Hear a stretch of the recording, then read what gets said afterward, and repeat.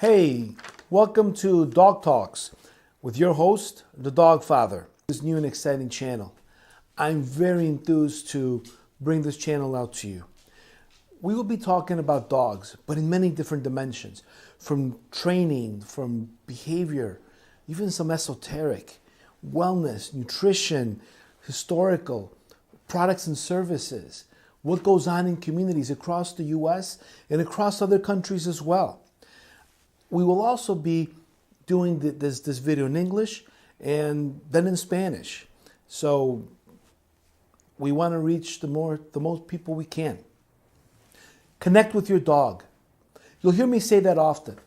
So, and I'll be honest with you, can't say that enough. So you'll hear me say it and repeat it and repeat it and repeat it. The reason why is that there's probably no other most important thing that you can do with your dog than that. Connect with your dog. If you're connected with your dog, it becomes the basis of the relationship. The quality of life between your dog is when it really flourishes. If you're not connecting with your dog, you're missing out on a lot. And hopefully the tips here that we'll present are going to help you to connect with your dog, and also any questions that you might have, leave those in the comments. I'd be happy to answer those questions. Any comments I can, any suggestions, we can also bring those in. But the main idea is that it's geared everything around for you to connect with your dog. Have you ever seen those people who walk down the street or at parks and their dog's not even on a leash? I know. There are laws against that in some counties, municipalities. I get it, but that's a different story. Let's talk about the fact that they can walk with their dogs without a leash. Let's also talk about the fact that they take their dogs out to many different places where other people cannot. Why? Because when you have a well-trained dog, when you're connected with your dog, the door is magically open. So the idea is not only just to train your dog on a leash and just receive commands. The idea is to build a relationship. Enjoy that relationship.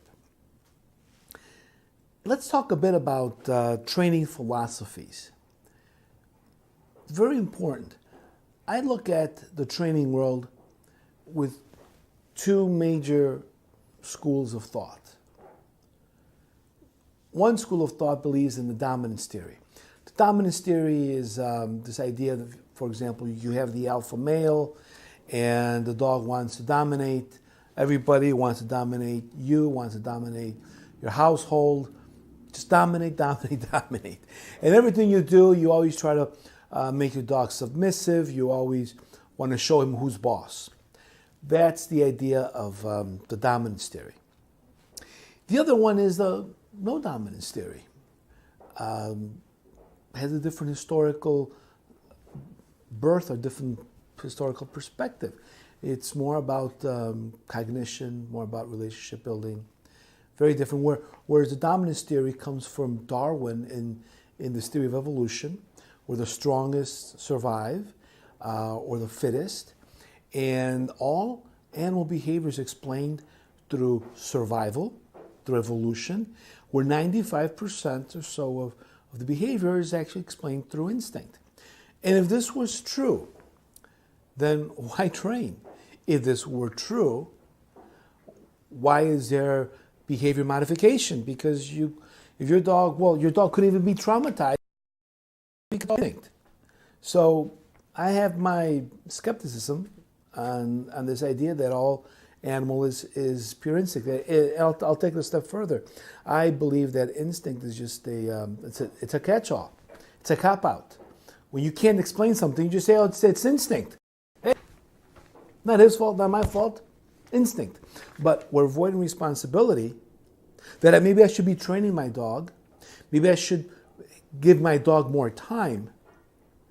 That my dog did something, not because it was, bit someone, not because there was instinct involved, but it was because my dog was not trained, educated properly, exposed, desensitized to given situations, was not socialized. So there's a lot of things that we can do if we put aside this idea that it's about instinct. It is really about responsibility. And that's the other side of dog training, is that we don't take instinct as an excuse.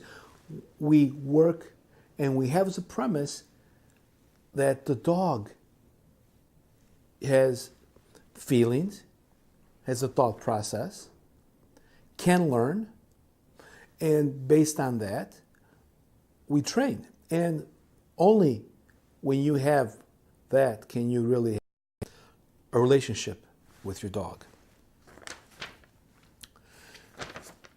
Some of the things to look out for when you know there's a dominance trainer, look out for choke collars and electric shock collars, the other spike collars, or prong collars rather. So my advice is stick with the non-aggressive dog trainers, those who believe more in building relationship. And don't forget, connect with your dog.